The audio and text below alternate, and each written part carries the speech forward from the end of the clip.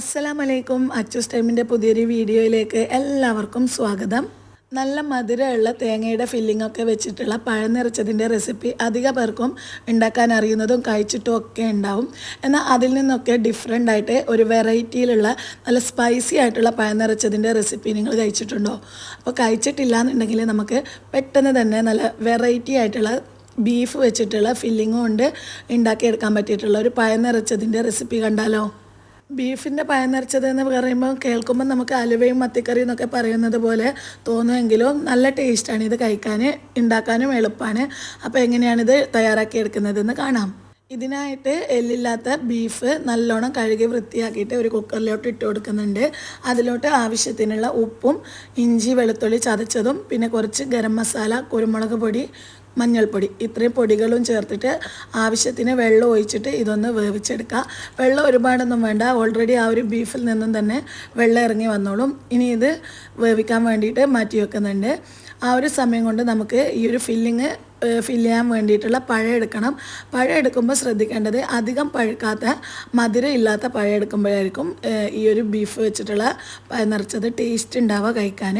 നമ്മൾ ഉന്നക്കായ്ക്കും സാധാരണ പഴം നിറച്ചതിനൊക്കെ എടുക്കുന്നത് പോലെ മധുരമുള്ള പഴം നിറച്ചെടുത്താൽ എനിക്ക് അത്രയ്ക്ക് അങ്ങ് ടേസ്റ്റ് തോന്നിയിട്ടില്ല. കാരണം ഞാനിപ്പോൾ 3 പഴം എടുത്തതിൽ 1 അത്യാവശ്യം മധുരമുള്ളതും 2 അധികം പഴുക്കാത്ത ഇളം പുളിപ്പുള്ളതുമായിരുന്നു. അപ്പോൾ അതാണ് കഴിക്കുമ്പോൾ എനിക്ക് ടേസ്റ്റായിട്ട് തോന്നിയിട്ടുണ്ടായിരുന്നത്. അതുകൊണ്ടാണ് ഞാൻ പറഞ്ഞത് അധികം പഴുക്കാത്ത മധുരം കുറഞ്ഞിട്ടുള്ള നേന്ത്രപ്പഴം എടുക്കുകയാണെന്നുണ്ടെങ്കിൽ കുറച്ചുകൂടി കൂടുതൽ ടേസ്റ്റ് ഉണ്ടാവും. ഇനി ഇത് 2ആയിട്ട് കട്ട് ചെയ്തിട്ട് ജസ്റ്റ് അതിൻ്റെ ഒരു സൈഡിൽ നമ്മുടെ ആ ഒരു ഫില്ല് ചെയ്യാൻ വേണ്ടിയിട്ടുള്ള ഗ്യാപ്പിന് വേണ്ടിയിട്ട് കത്തി വെച്ചിട്ട് ഒന്നങ്ങ് വരഞ്ഞു കൊടുത്തിട്ട് ഓയിലിട്ടിട്ട് ഫ്രൈ ചെയ്തെടുക്കുന്നുണ്ട്. ഈ ഒരു കളറാകുന്ന സമയത്ത് ഈ ഒരു പഴം ഇതിൽ നിന്നും മാറ്റിയതിന് ശേഷം ബാക്കിയുള്ള പഴം ഇതുപോലെ തന്നെ പൊരിച്ചെടുക്കുക. പിന്നെ ചെറിയ പഴമാണ് എടുക്കുന്നതെന്നുണ്ടെങ്കിൽ ഇതുപോലെ കട്ട് ചെയ്യേണ്ട ആവശ്യമൊന്നുമില്ല, അങ്ങനെ തന്നെ പൊരിച്ചെടുത്താൽ മതി. ഇനി ബീഫിൻ്റെ ഫില്ലിങ് തയ്യാറാക്കി എടുക്കണം. അതിനായിട്ട് പാൻ വെച്ച് ചൂടായതിന് ശേഷം അതിലോട്ട് 1 ടേബിൾ സ്പൂൺ നെയ്യ് ചേർത്ത് കൊടുക്കുന്നുണ്ട്. പിന്നെ 1 ടേബിൾ സ്പൂണോളം നമ്മുടെ വെളിച്ചെണ്ണ ഉണ്ടല്ലോ അതും ചേർത്ത് കൊടുക്കുന്നുണ്ട്. ആ ഒരു നെയ്യ് ചേർത്ത് കൊടുക്കുന്നത് കൊണ്ട് തന്നെ ബീഫിൻ്റെ ഫില്ലിങ്ങിന് കുറച്ച് കൂടുതൽ ടേസ്റ്റ് ഉണ്ടാവും. അപ്പോൾ അതിൻ്റെ ഫ്ലേവർ ഇഷ്ടമില്ലാത്തവരുണ്ടെങ്കിൽ അത് സ്കിപ്പ് ചെയ്യാവുന്നതാണ്. ഇനി എണ്ണ ചൂടായതിന് ശേഷം അതിലോട്ട് കറിവേപ്പില ഇട്ട് ഒന്ന് പൊട്ടിച്ചതിന് ശേഷം അതിലോട്ട് സവാള ചെറുതായിട്ട് അരിഞ്ഞതും കുറച്ച് പച്ചമുളകും ഇഞ്ചിയും ചെറുതായിട്ട് കട്ട് ചെയ്തതും ഇട്ട് കൊടുക്കുക.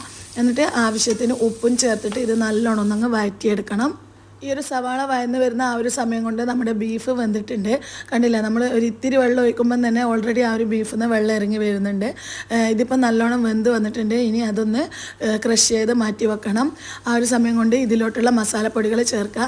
ഇതിലേക്ക് കുറച്ചധികം മസാലപ്പൊടികൾ നമ്മൾ ചേർക്കുന്നുണ്ട്. മല്ലിപ്പൊടി, മഞ്ഞൾപ്പൊടി, കുരുമുളക് പൊടി, മുളക് പൊടി, ഗരം മസാലപ്പൊടി, പിന്നെ കുറച്ച് ബീഫ് മസാലയും കൂടിയും ചേർത്ത് കൊടുക്കുന്നുണ്ട്. എന്നിട്ട് എല്ലാം കൂടി നല്ലോണം മിക്സ് ചെയ്തിട്ട് ആ ഒരു പൊടികളുടെ പച്ച കുത്ത് മാറുന്ന സമയത്ത് ഇതിലോട്ട് നമ്മൾ ക്രഷ് ചെയ്തെടുത്തിട്ടുള്ള ബീഫ് ചേർത്ത് കൊടുക്കുക. ബീഫ് ജസ്റ്റ് ഒന്ന് മിക്സിയിലിട്ടിട്ട് ഒന്നങ്ങ് ഗ്രൈൻഡ് ചെയ്തെടുത്താലും മതി, അല്ലാന്നുണ്ടെങ്കിൽ നമുക്ക് കൈ വെച്ചിട്ട് പിച്ചിയെടുത്താലും മതി. ഇനി ഇതിലോട്ട് കുറച്ച് മല്ലിയില കൂടി ചേർത്ത് കൊടുത്തിട്ട് നല്ലോണം മിക്സ് ആക്കിയിട്ട് സ്റ്റൗ ഓഫ് ചെയ്തിട്ട് ഫില്ലിങ് ചൂടാറാനായിട്ട് വെക്കുക. ഇനി നമ്മൾ ചൂടാറിയതിന് ശേഷം ആ ഒരു ഫില്ലിങ് കുറച്ചധികം തന്നെ നമ്മൾ പഴത്തിലോട്ട് വെച്ച് കൊടുക്കുക. കൂടുതൽ ഫില്ലിങ് വെക്കുമ്പോഴായിരിക്കും കഴിക്കുന്ന സമയത്ത് നല്ല ടേസ്റ്റ് ഉണ്ടാവുക. ഇത്രയേ ഉള്ളൂ. വളരെ സിമ്പിളായിട്ട് നമുക്ക് പെട്ടെന്ന് തയ്യാറാക്കി എടുക്കാൻ പറ്റിയിട്ടുള്ളൊരു പലഹാരമാണിത്. പിന്നെ വെറൈറ്റിയൊക്കെ ഇഷ്ടപ്പെടുന്നവരുണ്ടെങ്കിൽ ഉറപ്പായിട്ടും ട്രൈ ചെയ്ത് നോക്കാവുന്നതാണ്. ഒറ്റൊരു കാര്യം മാത്രം ശ്രദ്ധിച്ചാൽ മതി, ആ ഒരു എടുക്കുന്ന പഴം അധികം മധുരം ഇല്ലാത്ത പഴം എടുക്കുക. അങ്ങനെയാണെന്നുണ്ടെങ്കിൽ നല്ല ടേസ്റ്റ് ഉണ്ടാവും കഴിക്കുമ്പോൾ. അപ്പോൾ ഈ ഒരു വീഡിയോ ഇഷ്ടപ്പെട്ടിട്ടുണ്ടെങ്കിൽ ലൈക്ക് ചെയ്യുക. ഇതുപോലുള്ള വെറൈറ്റി റെസിപ്പീസൊക്കെ കാണാൻ ആഗ്രഹിക്കുന്നവരുണ്ടെങ്കിൽ നമ്മുടെ അച്ചൂസ് ടൈം എന്ന ചാനൽ സബ്സ്ക്രൈബ് ചെയ്യുക. ഇൻഷാ അല്ലാഹ് പുതിയൊരു വീഡിയോ ആയിട്ട് വീണ്ടും വരുന്നത് വരെ എല്ലാവർക്കും അസ്സലാമലൈക്കും.